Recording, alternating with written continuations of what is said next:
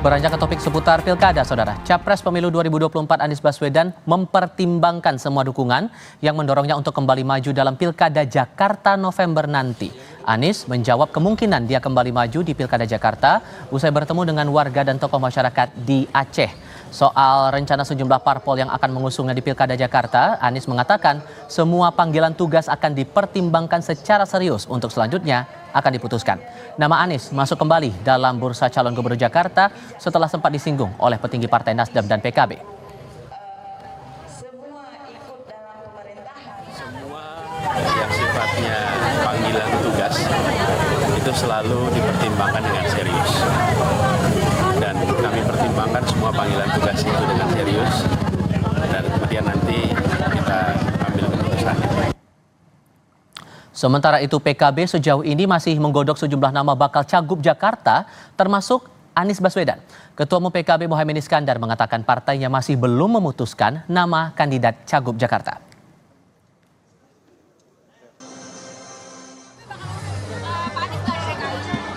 Nanti akan ada keputusan. Di tengah ramainya bursa calon gubernur di Pilkada Jakarta 2024, mantan Gubernur Jakarta Basuki Cahayapurnama alias Ahok menyebut kriteria pemimpin Jakarta di masa mendatang haruslah sosok yang berani mengeksekusi kebijakan dan berani untuk tidak populer. Itu disampaikan Ahok saat menjawab sejumlah permasalahan di kota Jakarta yang hingga kini masih dirasakan warga, mulai dari kemacetan hingga banjir yang belum teratasi. Menurutnya, dalam memimpin Jakarta tidak sekadar mencari popularitas dan pencitraan.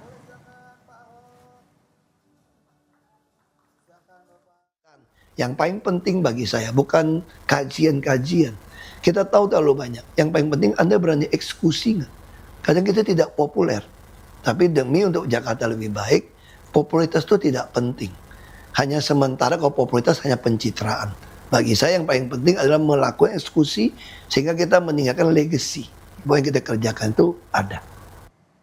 Secara popularitas, nama Anies Baswedan dan Basuki Cahayapurnama atau Ahok masih unggul untuk dijagokan dalam bursa pemilihan gubernur Jakarta tahun ini. Lalu seberapa besar kemungkinan Anies dan Ahok kembali bertarung memperebutkan kursi Jakarta 1? Kami diskusikan bersama Direktur Eksekutif Poltreking Indonesia Hanta Yuda. Mas Hanta, selamat sore. Selamat sore, Tifal. Ya, terima kasih sudah bergabung bersama kami. Sama-sama. Kansnya gimana nih? Ada nama Anies, ada nama Ahok. Kemungkinan mereka berduel lagi di pilkada tahun ini seberapa besar? Menurut saya cukup besar ya potensinya. Karena apa? Karena mereka memiliki paling tidak aspek yang dibutuhkan untuk maju dalam kandidasi di internal partai dulu, Tifal.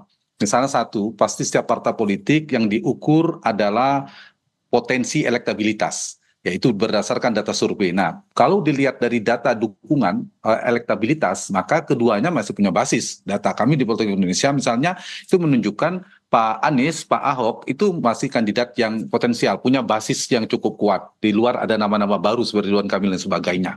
Jadi satu, elektabilitas, kedua boarding pass. Dari sisi boarding pass, PDI Perjuangan menyebutkan salah satu nama yang masuk dalam penjaringan mereka adalah Pak Ahok. Begitu juga Pak Anies disebutkan di Partai Nasdem. Dibandingkan nama-nama yang sudah ada, mereka elektabilitasnya relatif lebih tinggi. Misalnya ada nama Saroni dari Nasdem, itu kan jauh dibandingkan nama Anies elektabilitasnya. Begitu juga di internal PDI Perjuangan. Sehingga secara boarding pass, meskipun mungkin belum cukup karena harus berkoalisi semua, maka di DKI maka mereka sudah punya potensi boarding pass. Yang ketiga isitas, mungkin itu bisa datang sendiri. Yang paling penting, yang paling determinan adalah potensi elektabilitas. Nah, di titik ini mereka punya potensi, tetapi karena ini mereka pernah berduel dulu, Tifal, mereka juga punya komplikasi politik yang sama. Misal Pak Anies hari ini bukan sekedar incumbent, beliau baru saja bertarung, Anies Baswedan baru saja bertarung di Pilpres dan kalah. Itu menjadi problem bagi Anies tantangannya. Kalau kalah misalnya dalam Pilkada DKI, itu berbahaya buat Anies, sulit untuk running lagi di Pilpres 2024. Karena nggak mau 29, karena nggak mungkin maju Pilpres di DKI pun kalah misalnya.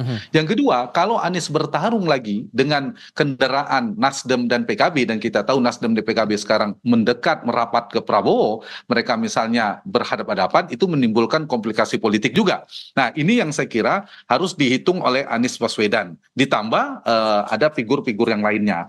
tentunya di internal Nasdem. Begitu juga dan Pak Ahok. Pak Ahok juga punya tantangan. Tantangannya apa? Di PD Perjuangan ada figur-figur baru, kemudian ada isu 2017, kemungkinan Pak Ahok akan dulu juga berhadapan dengan Pak Anies, misalnya ada kemarin kalah, dan kemudian ada isu-isu di 2017, itu sangat mungkin dikapitalisasi, didaur ulang oleh lawan politiknya untuk menyerang Pak Ahok. Jadi dua figur ini secara politik punya per hari ini Tifal memiliki potensi elektabilitas untuk dilentingkan paling tinggi, tetapi memiliki komplikasi yang bisa di downgrade, yang bisa diserang juga cukup besar dibandingkan figur-figur baru.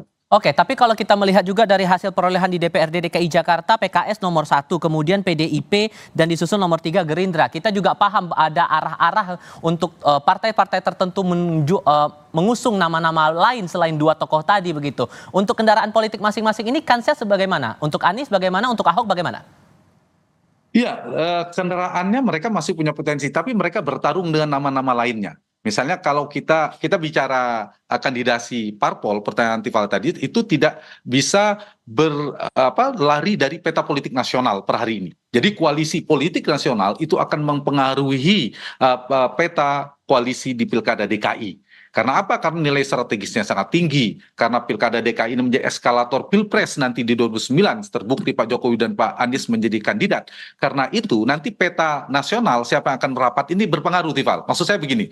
Nah, ketika Pak Surya Paloh dan Nasdem itu bergabung dengan Pak Prabowo, apakah betul Pak Surya Paloh akan semakin mantap atau goyah nanti akan mendukung Pak Anies Baswedan? Ada deal-deal politik, ada perubahan pergeseran. Atau sebaliknya, justru misalnya ada kesepakatan kekuatan baru ini justru mendukung Anies Baswedan. Karena dianggap Ridwan Kamil tetap di Jawa Barat yang disebut dari Golkar, koalisi Indonesia Maju yang saya maksudkan.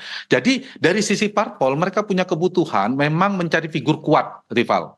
Jadi mereka kayak Nasdem, PKB dan seterusnya kan belum memiliki figur yang kuat. Tiba-tiba Pak Ahok maju, mereka majukan Saroni, kemudian Ridwan Kamil maju, kan mereka tidak punya figur kuat. Sehingga memang mencari figur yang potensial, yang kuat, bisa berimbang dalam bertarung. Dari sisi Anies Baswedan juga sama, dari sisi Pak Ahok, terutama Anies Baswedan, dia butuh panggung politik setelah kalah di Pilpres.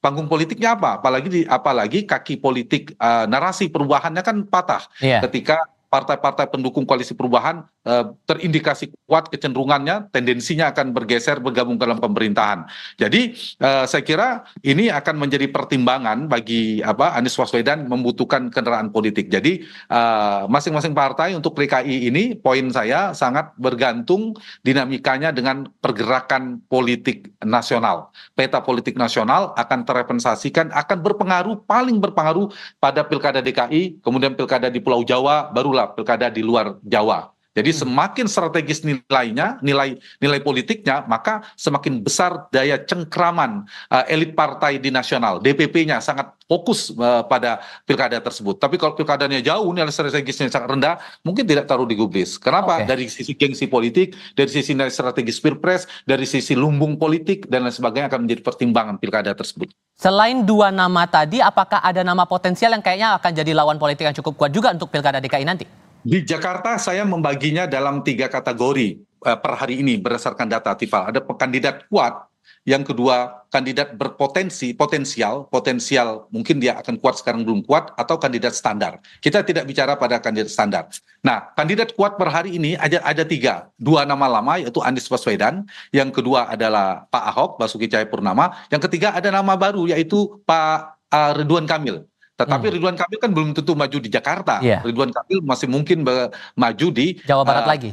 Di Jawa Barat lagi. Nah, jadi dari nama-nama yang saya sebutkan tadi, karena mengingat pilkada masih 6-7 bulan, satu.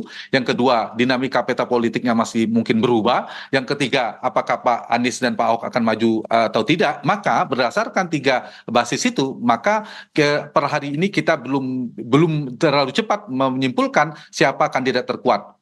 Per hari ini ada Pak Ahok, Pak Anies, dan Pak Ridwan Kamil, tapi sangat mungkin muncul kuda hitam, muncul figur-figur baru kalau mereka memiliki peran strategi, memiliki posisi strategis dalam persepsi publik. Apalagi misalnya ada wacana, maksudnya saya tidak percaya Pak Anies dan Pak Ahok dipasangkan, sebagian mengatakan. Nah, iya, ada yang mengatakan demikian juga. Itu kan saya sudah kecil kemungkinannya. Saya melihat mereka lebih berpotensi duel daripada duet. Karena apa? Karena mereka tidak memiliki garis temu dari sisi ideologi dan visi Pak Basuki dan Pak Anies ini, Tifal. Jadi sulit dipertemukan. Kenapa sulit dipertemukan? Kalaupun mereka bertemu, orang akan berpikir akan menjadi kekuatan besar, sulit dikalahkan. Saya berpikir terbalik. Justru ini sangat mudah dikalahkan. Karena pemilihnya seperti air dan minyak akan berpotensi meninggalkan pasangan ini. Pak pendukung Pak Ahok yang sangat senang dengan Pak Ahok tidak suka Anies, pun sebaliknya suka Anies tidak suka Ahok, itu akan pergi. Jadi mereka justru menimbulkan semacam komplikasi politik baru. Nah, ini akan memberi kesempatan mereka akan mendapatkan lawan politik yang kuat. Jadi justru potensi lawan kuatnya akan muncul. Poin saya, potensi mereka akan berhadapan relatif lebih besar ketimbang mereka berpasangan. Dan partai pasti realistis akan berhitung potensi kemenangan dan sebagainya. Dan apa mungkin mereka mau jadi wakil juga, kecil kemungkinan. Salah satu menjadi cawagup. Akan coba realistis, tapi kemungkinan untuk formasi koalisi pengusung ini akan sama seperti pilkada sebelumnya, apakah memungkinkan juga atau tidak? Waktu itu kan Anies diusung oleh Gerindra dan PKS begitu. Apakah hal yang sama juga akan terjadi lagi menurut Anda? Kalau peta partainya saya yakin akan berubah sekali, dan jumlahnya 3. Memang per hari ini tripolar atau 3 poros koalisi sangat mungkin terjadi. Kalau kita bicara di Jakarta kan dulu 3 ya, Tifal ya. Kemudian di Pilpres hari ini 2024 yang lalu Februari juga petanya kan 3, Prabowo, Anies dan Ganjar. Nah, kalau itu disambung sangat mungkin 3.